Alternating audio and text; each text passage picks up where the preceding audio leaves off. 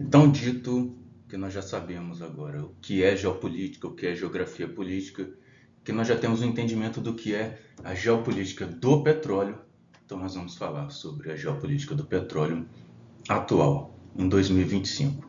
Para começar, vamos dar uma olhada em quais são os maiores produtores de petróleo da atualidade. O top 3, Estados Unidos, Rússia e Arábia Saudita, disparados no primeiro patamar como os maiores produtores de petróleo.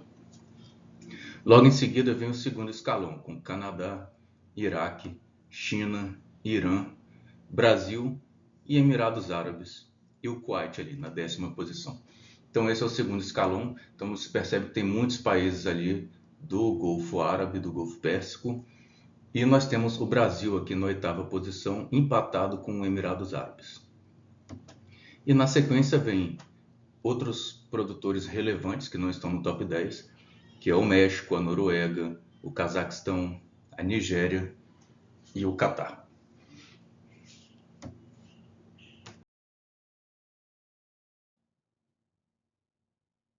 Inclusive, para a geopolítica atual, não podemos deixar de falar do BRICS.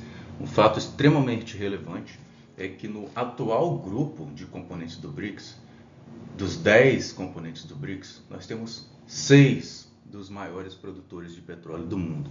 Se você lembra do slide anterior, do top 10 dos maiores produtores de petróleo do mundo, 6 deles atualmente estão no BRICS. Então nós temos aqui a Rússia, a Arábia Saudita, 2 dos top 3, e depois vem a China, o Brasil, Emirados Árabes, Irã, completando aqui, ó, 1, 2, 3, 4, 5, 6 dos 10 maiores produtores de petróleo do mundo, 6 integram os BRICS. Na participação global de produção de petróleo, Rússia e Arábia Saudita com 13% cada um, o Brasil 4% da produção global de petróleo. Na produção de gás, Rússia com 15% da produção global de gás. E aí a China vindo logo depois com 5%, o Irã com 6%. Então você percebe como o BRICS, além de um grupo econômico extremamente relevante por si só, por causa do PIB dos seus países, das suas imensas populações, é também uma imensa potência energética, porque eles dominam aqui a produção de petróleo e de gás. Diria hoje que se o BRICS focasse nessa questão energética, o BRICS teria mais poder do que a OPEP.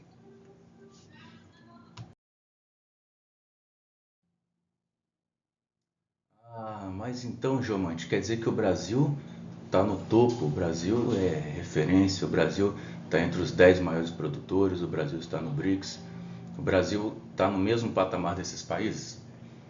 Mais ou menos. Nós temos que ver esse outro gráfico aqui, que traz as maiores reservas de petróleo do mundo.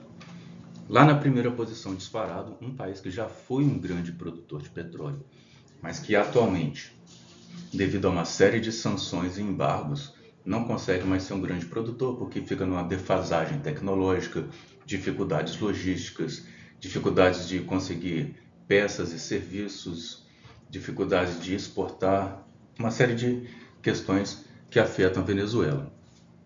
Então a Venezuela, com a maior reserva de petróleo do mundo, seguido da Arábia Saudita, são os dois maiores em quantidade de petróleo. Esse é o primeiro escalão, seguido pelo Canadá, Irã, Iraque, Rússia, Kuwait, Emirados Árabes Unidos, os Estados Unidos e a Líbia. São os 10 primeiros.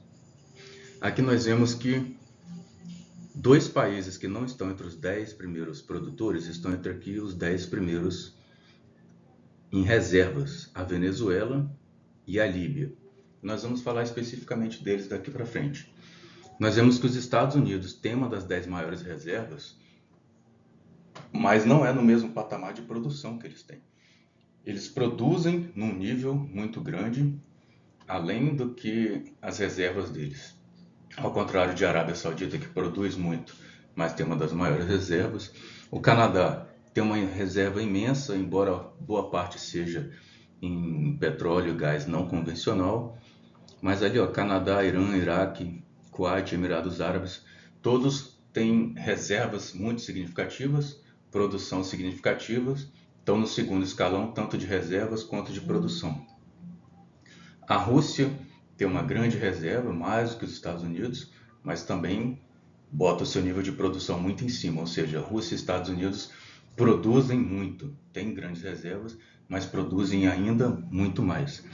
E o Brasil está lá em 16º, a 16ª maior reserva de petróleo do mundo.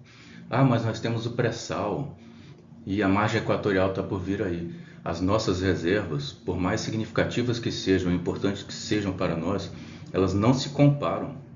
Elas são da ordem de 1/10 das reservas, por exemplo, do Canadá, do Irã, do Iraque, da Rússia, do Kuwait, dos Emirados Árabes. Nossas reservas de petróleo são 1/10 das reservas de petróleo deles. Ah, então se o Brasil tem menos petróleo, por que nós estamos produzindo tanto? É uma boa pergunta.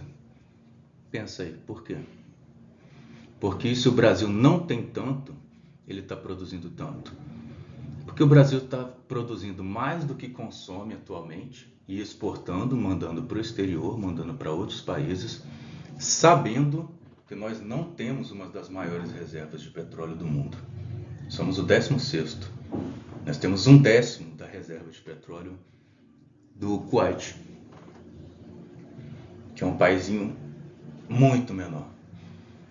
Porque nós estamos produzindo tanto e exportando tanto, sabendo que nossas reservas não vão durar tanto. Isso é uma pergunta de geopolítica aplicada pura. E já que nós citamos aqui a Venezuela, vamos falar um pouco da produção de petróleo venezuelano. Lá nos anos 90 e começo dos anos 2000, a Venezuela era o maior produtor de petróleo da América Latina. Venezuela e México eram os maiores produtores. E de lá para cá, a produção da Venezuela foi caindo e caindo e caindo à medida que foram sendo lançadas diversas sanções e embargos contra a Venezuela, dificultando que ela vendesse esse óleo para fora, dificultando que ela conseguisse dar manutenção adequada nos seus equipamentos, tanto nas instalações portuárias quanto nas instalações de produção, dificultando que ela conseguisse obter serviços de empresas especializadas. Grande parte da mão de obra especializada, de engenheiros, geólogos, geofísicos, começou a sair do país, deixar o país para ir trabalhar em empresas fora, porque o pessoal de lá é bom de serviço, eles são bons. E a produção da Venezuela foi caindo paulatinamente, até que hoje se encontra no patamar mínimo histórico. E se tratando do território da Venezuela, nós temos atualmente ainda uma região conflituosa, atualmente não, essa história não é nova, com a Guiana. A Guiana, como todos nós sabemos, é um paizinho lá no norte ali da América do Sul, nas águas do Caribe, onde foram descobertas recentemente reservas de petróleo significativas. A principal empresa liderando essa campanha exploratória, que já iniciou a produção, é a grande ExxonMobil. Eles estão produzindo hoje no campo de Liza, que é um campo de águas profundas que está tendo uma grande produção. E a Guiana é um país que não tem assim muita estrutura, então meio que as coisas são meio facilitadas lá para as petroleiras trabalharem. A Venezuela tem uma disputa por uma região da Guiana chamada Essequibo. Essa disputa ela vem com a Inglaterra há décadas. Inclusive a Inglaterra tinha um problema com o Brasil, porque parte dessa região de Essequibo já pertenceu ao Brasil, é a chamada região do Pirara. E o Brasil acabou perdendo essa região para a Inglaterra. Depois, quando a Inglaterra deu a independência da Guiana, a Guiana pegou Essequibo, pegou o Pirara e virou tudo parte da Guiana. Mas tanto a Venezuela quanto o Brasil tinham problemas com a Inglaterra, que havia invadido essas porções de terra. Porém, a Venezuela nunca aceitou, e a Venezuela vem há décadas tentando trabalhar isso em várias instâncias internacionais, em várias instâncias não militares, sem sucesso. E agora, com o advento do petróleo em águas profundas ali na Guiana, a Venezuela resolveu reativar essa disputa. Inclusive também porque tem essa questão da mudança na hegemonia mundial, mudança na ordem mundial. A potência hegemônica que era os Estados Unidos tem se mostrado enfraquecida. Outros países, como França e Inglaterra, têm se mostrado enfraquecidos e o xadrez da disputa de poder tem sido rearranjado. Então, diversas disputas regionais que ficavam congeladas por medo da polícia mundial, por medo da intervenção americana, esses conflitos regionais podem voltar a esquentar. Entre eles, a questão de Essequibo, na Venezuela. Entre eles, Caxemira, entre Índia e Paquistão. Entre eles, a questão do Kuwait. Entre eles, a questão das Malvinas, etc. Então, a questão de Taiwan. Então, várias disputas regionais podem se reacender na medida que os países percebem que a potência hegemônica não consegue tomar conta de tudo mais. Então a Venezuela resolveu reativar essa disputa e quer a retomada de Essequibo, já que os mecanismos internacionais não funcionaram, não ouviram seu pleito, eles estão dispostos a tentar um outro tipo de retórica a partir de agora. E aqui nós podemos ver os campos, os blocos exploratórios na Guiana. Podemos ver aqui onde já existem perfurações e onde já existem empresas de petróleo estrangeiras atuando.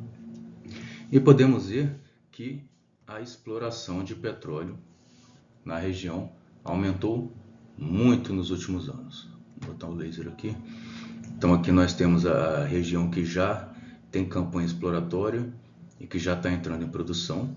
Então aqui nós temos a atuação da ExxonMobil e o campo de Liza. E podemos ver que a quantidade de petróleo cru exportado da Guiana vem subindo exponencialmente nos últimos anos. Então a Guiana tem tido lucro? Ele tem, porém apenas com a exportação de óleo cru. Não tem empregos especializados, não tem criação de infraestrutura, não tem industrialização, não tem nada. Só exportando petróleo cru. A Total vai para lá, manda petróleo cru para a França. A Exxon vai para lá, manda petróleo cru para os Estados Unidos. A BP vai para lá, manda petróleo cru para a Inglaterra. Ninguém vai deixar nada na Guiana.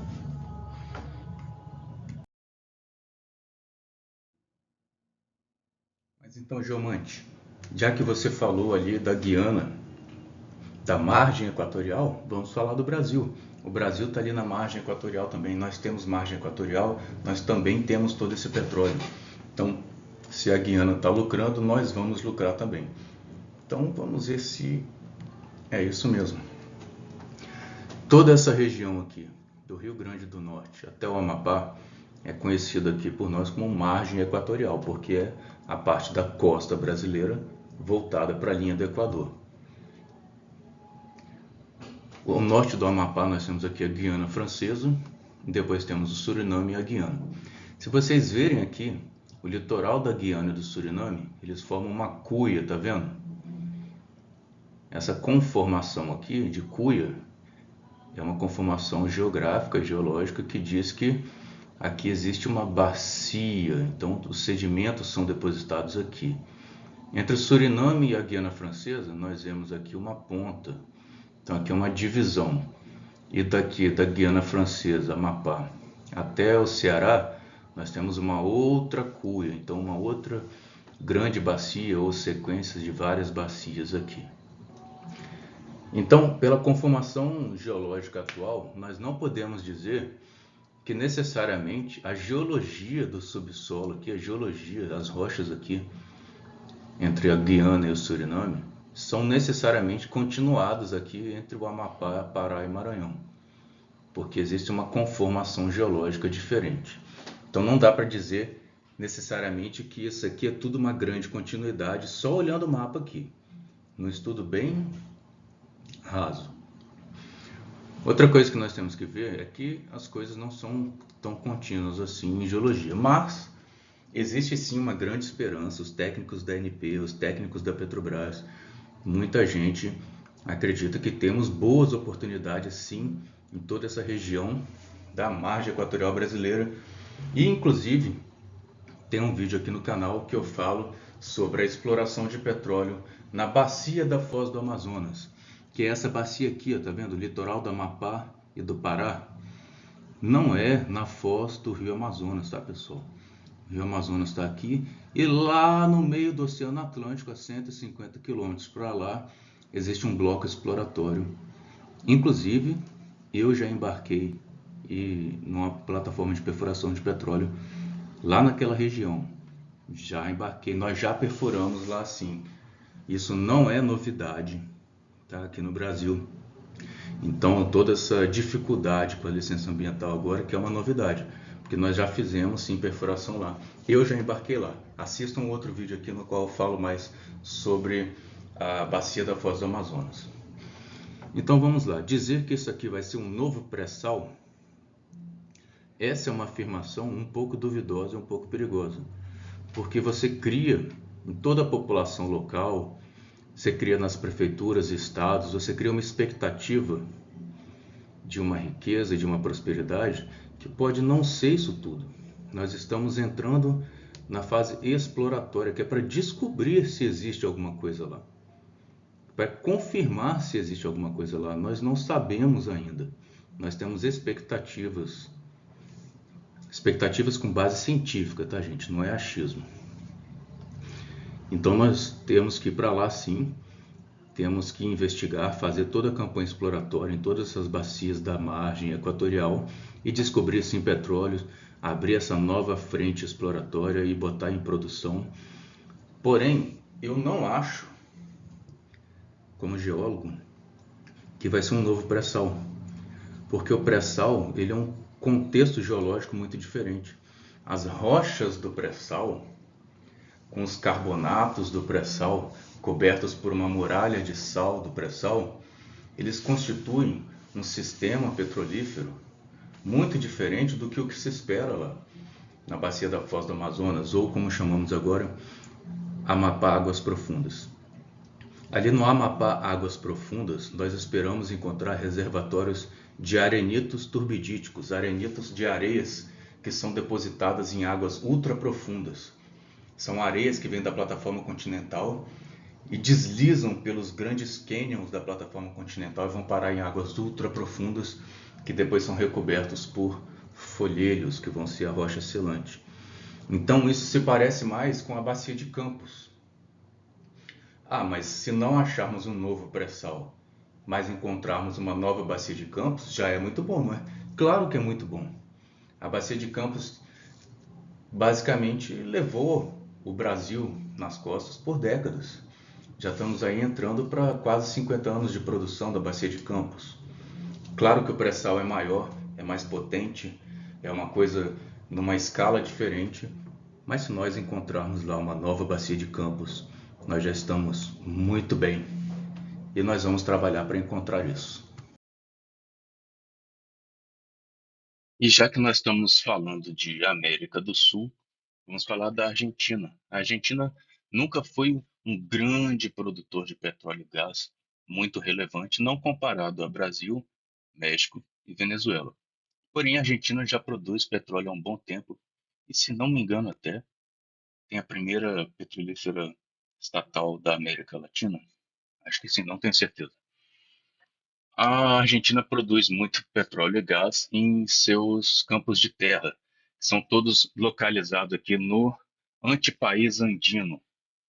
Então, nós temos aqui a Cuenca Noroeste, a Cuenca Guiana, Cuenca Neuqueniana, lá na região de Neuquén, a Petrobras, inclusive, costuma ter operações lá, Cuenca Golfo de San Jorge e a Cuenca Austral.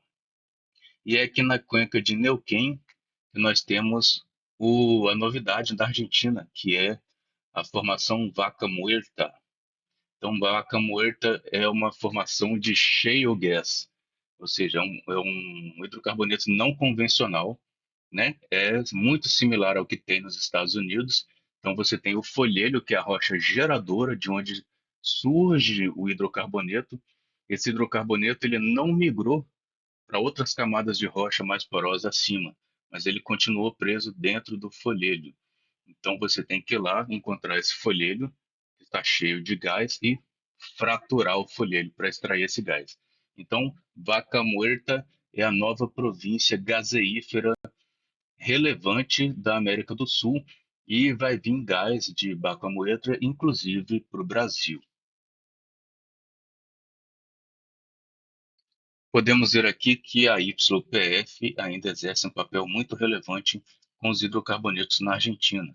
Aqui na província de Vaca Muerta, né, temos mais de 5 bilhões de barris, 15 bilhões de barris de óleo equivalente de gás, né? E disso tudo, 3,9 bilhões de barris estão nas mãos da YPF, 8 trilhões de metros cúbicos de gás estão nas mãos da YPF, além dos recursos contingentes e outras reservas aí possíveis, prováveis, tudo na mão da YPF Argentina. Porém, não somente há petróleo em terra na Argentina. Vocês sabem que existe a questão das Ilhas Malvinas, que são ilhas, e as Ilhas Sanduíche do Sul também, que são ilhas ali dentro da plataforma continental argentina, que são atualmente controladas pelos ingleses. Inclusive, a Argentina já entrou em guerra com os ingleses por causa das Malvinas. E, como deve se pensar, tem petróleo lá. Não se sabe ao certo quanto petróleo tem lá, mas tem petróleo lá. Vejam nesse mapa aqui, ó, nós temos aqui os blocos de concessão exploratória, né, em volta das Ilhas Malvinas, e nós temos inclusive ali uma área de produção. Tá vendo aqui, ó, ao norte? Temos uma área de produção aqui, que inclusive, se eu não me engano, é operada por uma empresa israelense. Tá? Então, essa região aqui tem algum petróleo sim, e os ingleses estão explorando, independente do que pensa o governo argentino. E como nós conversamos antes, nós estamos num momento de mudança da ordem mundial, mudança de paradigmas globais, onde há um questionamento da ordem mundial vigente, a grande potência hegemônica se mostra enfraquecida, tanto economicamente quanto militarmente, apesar de ainda ser a maior potência econômica e militar, porém não consegue mais atuar como polícia do mundo. E as outras grandes nações ocidentais, a França, a Inglaterra, não conseguem mais também atuar globalmente da mesma forma. Vocês acreditam que a Inglaterra conseguiria manter suas próprias defesas, enviar recursos militares para a Ucrânia, enviar ajuda para Israel e ainda defender as ilhas lá na costa da Argentina, literalmente do outro lado do mundo, no Atlântico Sul, quase chegando na Antártica? Vocês acham que a Inglaterra tem recursos para isso? Recursos humanos, recursos financeiros? Eu acho que não.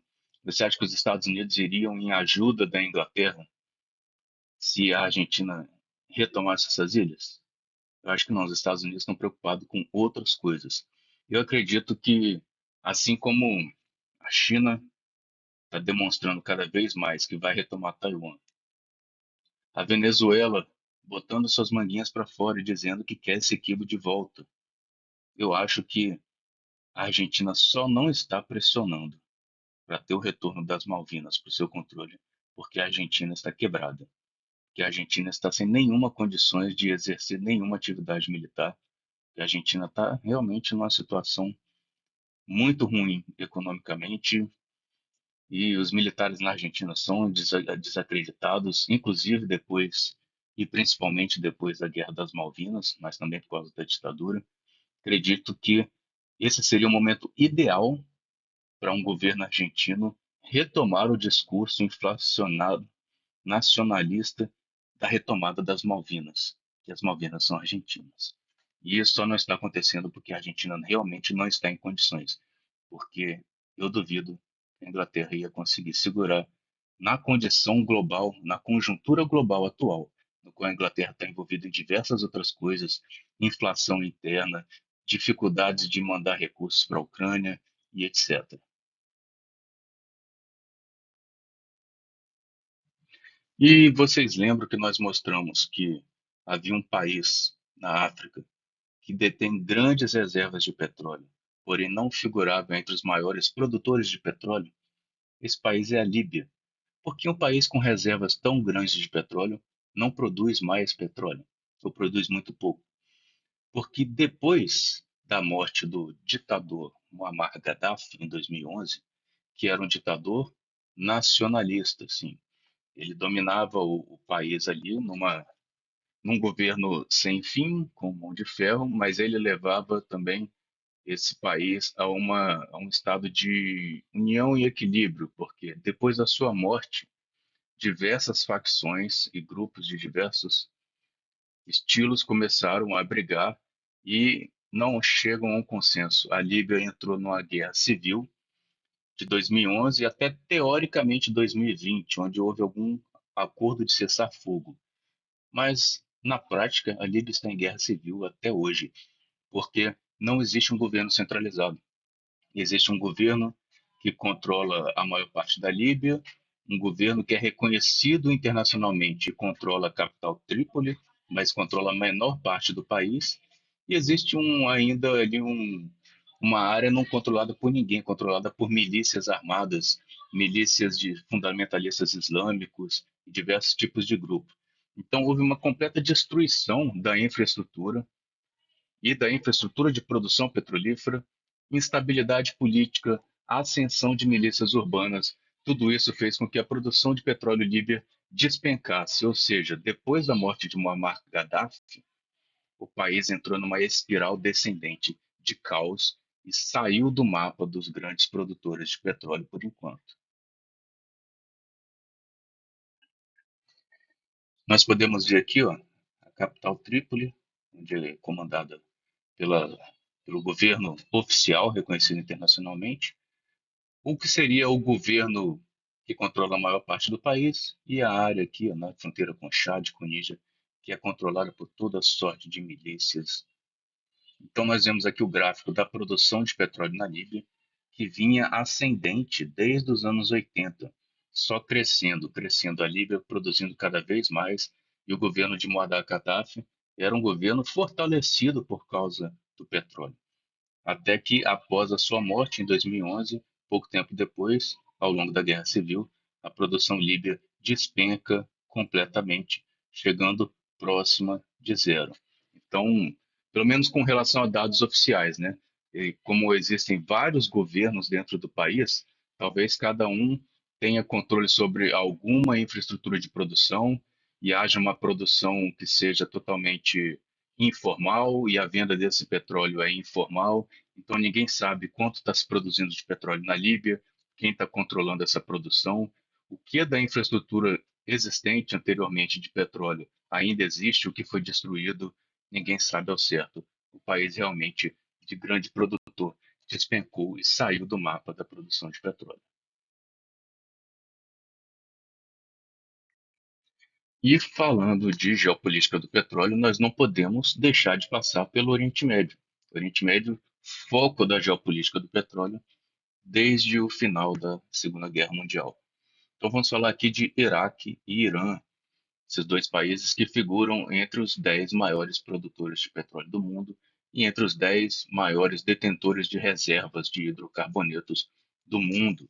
Dois países que já estiveram em guerra, que já viveram situações conflituosas por muito tempo e que são sempre aí alvos de potências estrangeiras, a Inglaterra, os Estados Unidos, outros países que sempre estiveram demonstrando muito interesse nessas duas nações. Vamos começar fazendo um pequeno apanhado histórico. Para começo de conversa, o Iraque e o Irã não se chamavam Iraque e Irã até metade do século XX. Depois da Primeira Guerra Mundial, a Inglaterra e a França, as duas das potências vencedoras da Primeira Guerra Mundial, conquistaram e dividiram o território do falido e derrotado Império Turco-Otomano, inclusive a região da Mesopotâmia e da Pérsia. O que nós chamamos hoje de Síria, Iraque, Kuwait, se chamava Mesopotâmia. E o que nós chamamos hoje de Irã se chamava Pérsia. Então, os franceses e os ingleses dividiram esse território através de um trabalho de cartógrafos estudiosos que se foram liberados pelo Six e pelo Picot. Então, eles criaram a chamada linha Six-Picot, uma linha que foi traçada sobre o mapa, sobre o deserto, uma linha reta no meio do deserto, no meio do nada, uma linha imaginária, dizendo que ao norte seria protetorado francês e ao sul seria protetorado inglês. E eles fizeram um plano de partilha onde eles iriam dizer que parte aqui dessa região seria controlada diretamente pelos britânicos, uma outra parte seria criado um Estado árabe sob proteção britânica, e ao norte teria uma parte de direto controle francês, e mais ali teria uma outra parte onde seria criado um Estado árabe sob proteção francesa. E ainda tinha um pedacinho ali para cima, na região da Armênia, que ficou sob domínio russo. E isso aqui inclui a Palestina, que ainda não existia Estado de Israel. Então existia aqui uma província chamada Palestina, que ficou sob protetorado inglês. Então, foi depois dessa partilha do traçado da linha Sykes-Picot que começou-se a dar os nomes que nós conhecemos hoje. Criou-se o Estado da Síria, o Estado do Iraque e criou-se o Kuwait. Se vocês prestarem bem atenção, o Kuwait nada mais é do que o litoral do Iraque. E a Pérsia, até então, era um país, uma nação independente, continua sendo, e mais tarde veio a se chamar Irã por uma iniciativa do próprio governo persa na época, que na época era um governo aliado dos britânicos, mas havia um movimento nacionalista na Pérsia que era contrário à presença dos britânicos que já exploravam petróleo na Pérsia. Então, esse aqui é o contexto no qual surgiu o nome Síria, o nome Iraque e o nome Kuwait. Então, vamos dar aqui um zoom no Kuwait e discutir essa região do Oriente Médio aqui. Como vocês podem ver, aqui nós temos o litoral do Irã, aqui nós temos o Iraque e aqui nós temos o Kuwait. O Kuwait é esse paizinho aqui, bem minúsculo, tá vendo? Que basicamente ele é o litoral do Iraque. Depois de todos os conflitos e de tudo que aconteceu, o Iraque hoje ele tem esse pedacinho de litoral aqui, tá vendo? Entre o Irã e o Kuwait, esse pedacinho de litoral por onde o Iraque tem seus portos, faz o escoamento de seus produtos, do seu petróleo, porque os seus principais campos de petróleo estão justamente aqui nessa região, na divisa com o Irã. Então, quando os ingleses saíram da área, eles deixaram esse estadozinho aqui chamado Kuwait, que basicamente era para tirar parte do poder, parte da potência que seria o Estado do Iraque. Então eles vieram e tiraram a maior parte do litoral do Iraque e boa parte dos campos de petróleo. Ou seja, dividiram aquela região da Mesopotâmia para que ela não fosse nunca mais tão poderosa quanto já foi um dia. Vocês podem ver aqui os principais campos de petróleo no Iraque, inclusive aqui ó, o campo de Majnun, que foi um campo de petróleo descoberto pela Petrobras, isso lá na década de 80. Vamos dar uma olhadinha aqui na produção, consumo e exportação de petróleo do Iraque. Esse gráfico ele traz uma tendência crescente da produção de petróleo iraquiano, sendo que nós temos aqui o advento em 2011 da invasão do Iraque pelos Estados Unidos. Nós temos a exportação de petróleo, com as barras azuis, e o consumo de petróleo iraquiano em amarelo. Nós podemos ver que o consumo de petróleo iraquiano sempre foi estável e baixo, e que as exportações de petróleo do Iraque haviam diminuído nos anos 2000. O Iraque também passou por uma questão de sanções, etc. Após a invasão do Iraque, em 2011, as exportações, a produção de petróleo do Iraque começou a crescer bastante, ou seja, o país foi invadido, a empresa nacional de petróleo foi retirada do controle total dos campos de petróleo, empresas estrangeiras vieram e ganharam contratos para produzir o petróleo iraquiano. Isso aumentou em muito a produção iraquiana e também aumentou em muito a exportação iraquiana. O consumo iraquiano aumentou, mas se manteve num patamar estável durante todo esse tempo. Isso até aqui, o atual ano 2025, onde nós temos projeções de que a produção de petróleo iraquiana vai voltar a subir, as exportações de petróleo iraquianas vão se manter ascendentes e o consumo de petróleo iraquiano vai ter um aumento mínimo, ou seja, vai se manter num patamar estável e pouco significativo. Isso quer dizer o quê? O Iraque foi invadido e foi colocado para produzir e exportar grandes quantidades de petróleo. Vamos partir então para falar do Irã. Podemos ver aqui no gráfico que a produção de petróleo e a produção de gás natural do Irã seguiam crescentes durante os anos 2000 até o ano de 2008, quando então houve o advento das sanções e bloqueios americanas e de outros países ao Irã por causa do seu programa nuclear. Isso fez com que a produção de petróleo iraniana decrescesse gradativamente, porque o Irã exportava muito petróleo. Então não adianta produzir se ninguém vai comprar. Tal fato não impactou muito a curva de produção de gás, porque o Irã consome muito gás na sua própria matriz energética.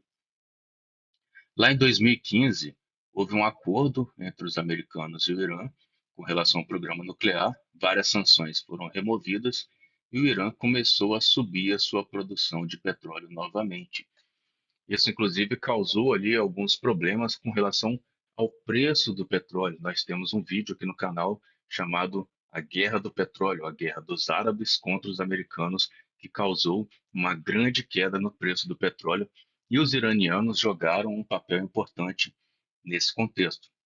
Enquanto a OPEP queria controlar a produção para manter os preços do petróleo em certo patamar, o Irã não aceitava reduzir sua produção, porque eles queriam correr atrás do tempo perdido, que eles ficaram sancionados. Eles queriam continuar aumentando a sua produção e contrariavam o regime de Riad dos árabes. Então, nós vemos aqui que, a partir desse acordo, o Irã voltou a subir sua produção, a curva de produção de gás cresceu até alcançar uma certa estabilização, e agora nós temos novamente possibilidades de novas sanções contra o Irã. Então vamos ver como vai a curva de produção do Irã a partir desse ano de 2025. E por que essa região do Golfo Persa é tão importante, tão relevante para a geopolítica mundial, para a geopolítica do petróleo?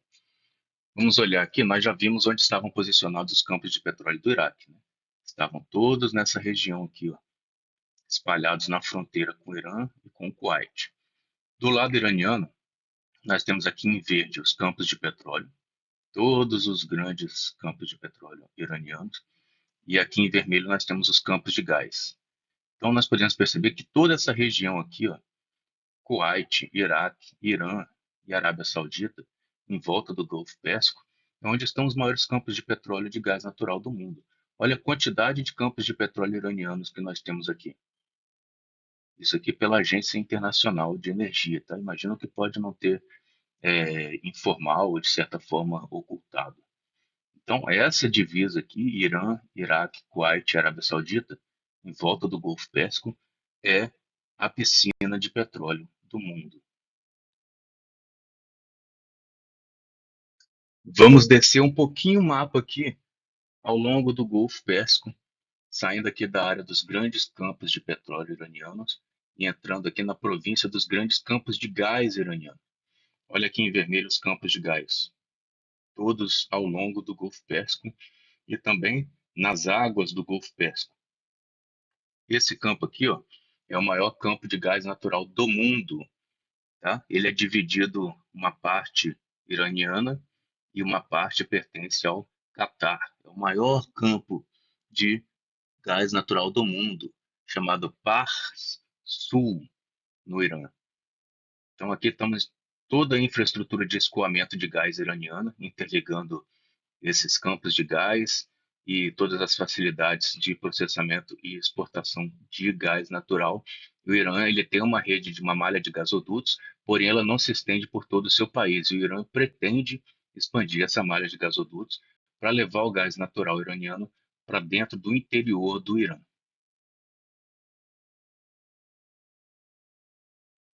Mas e a Arábia Saudita? Vamos descer um pouquinho aqui o mapa, então, e dar uma olhada na Arábia Saudita. Saímos aqui do Irã, Iraque, Kuwait.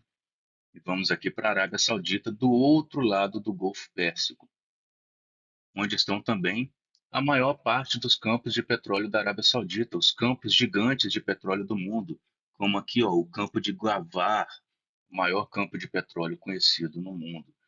Todos esses campos de petróleo e gás estão aqui ao longo do Golfo Pérsico, entendeu? A Arábia Saudita é um país enorme, gigante, mas a maior parte dos seus campos de petróleo está concentrado aqui na região do Golfo Pérsico, onde também estão os Emirados Árabes Unidos, o Catar, Dubai, Bahrein, todos esses Emirados.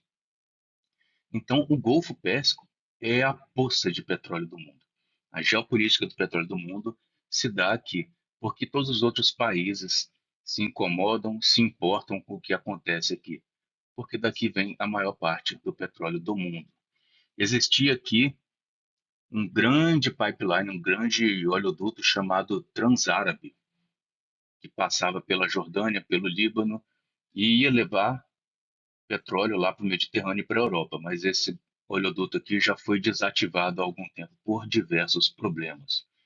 Então, maior parte do petróleo árabe é escoado aqui pelo Golfo Pérsico, o petróleo do Kuwait, o petróleo do Iraque e boa parte do petróleo iraniano. E é por isso que o Golfo Pérsico é tão importante para a geopolítica mundial. Para tentar escapar dessa dependência, a Arábia Saudita criou alguns gasodutos e oleodutos que levam seu petróleo e seu gás lá para o Mar Vermelho. Então, eles têm algumas refinarias do lado de cá e alguns terminais portuários. Isso faz com que eles fiquem menos dependentes da via do Golfo Pérsico, que passa aqui pelo Canal de Hormuz, o famoso Canal de Hormuz, que pode ser bloqueado pela Marinha iraniana a qualquer momento. E nós não podemos deixar de falar do Catar, o detentor da maior reserva de gás natural do mundo. Sim, maior do que as reservas de gás natural. Maior campo de gás natural do mundo, não em totalidade de reservas, porque aí a Rússia tem vários campos gigantes de gás. Mas o maior campo de gás do mundo é o campo de North Dome, que é a parte Qatari, e o campo de South Pars, que é a parte do Irã, ou seja, o Irã diz que é o campo do sul e o Catar diz que é o campo do norte. A maior parte dessa estrutura, que contém imensa quantidade de gás natural, está no Catar e é basicamente o gás natural que pagou pela Copa do Mundo no Catar e é um gás natural que é muito exportado para a Europa, depois que a Europa passou a parar de importar gás via gasodutos russos, eles aumentaram muito a compra de gás liquefeito e o maior exportador de gás liquefeito do mundo é o Catar.